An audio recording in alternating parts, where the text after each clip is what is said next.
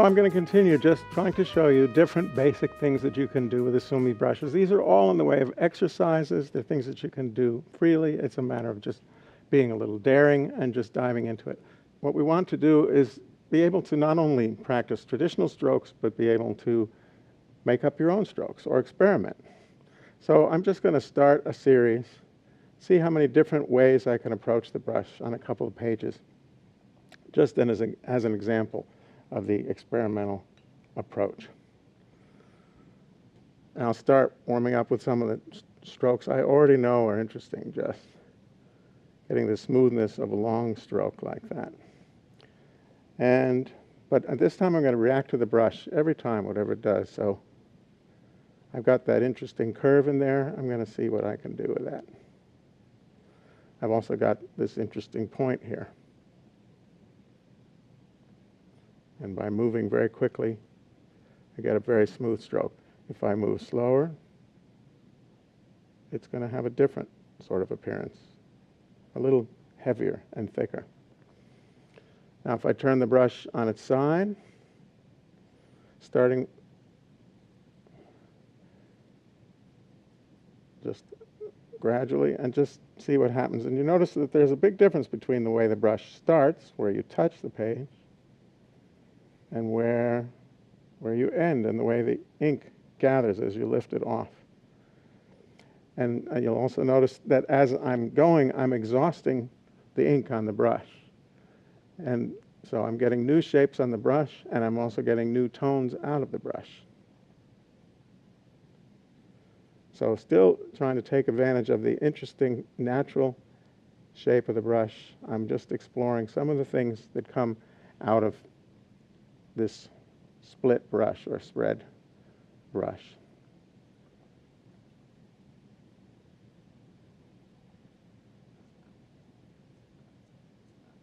Just exploring.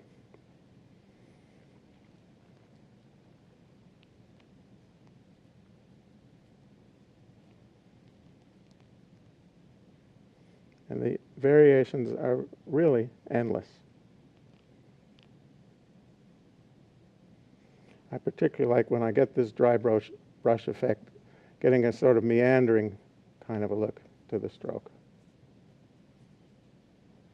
Can also make sort of wavelets.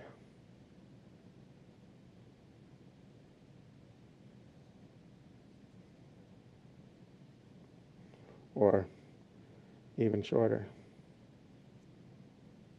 Okay, we've also seen that we can change the size of the brush. So, and remember, we always start off with the brush wet. Has to be soaked a little bit. So let's see what happens when I start working with the big brush, and maybe a little freer.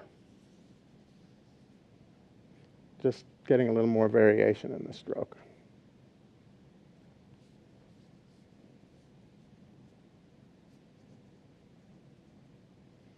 Here's another possibility we haven't looked at before. This is rolling the brush. Gives a really cool effect like tree bark. And as I mentioned, as we know, we've also got the touches, the presses and touches. And of course we can press and twist. And that's where we really sort of get into the character of the brush, as lifting, changing the pressure, changing the movement.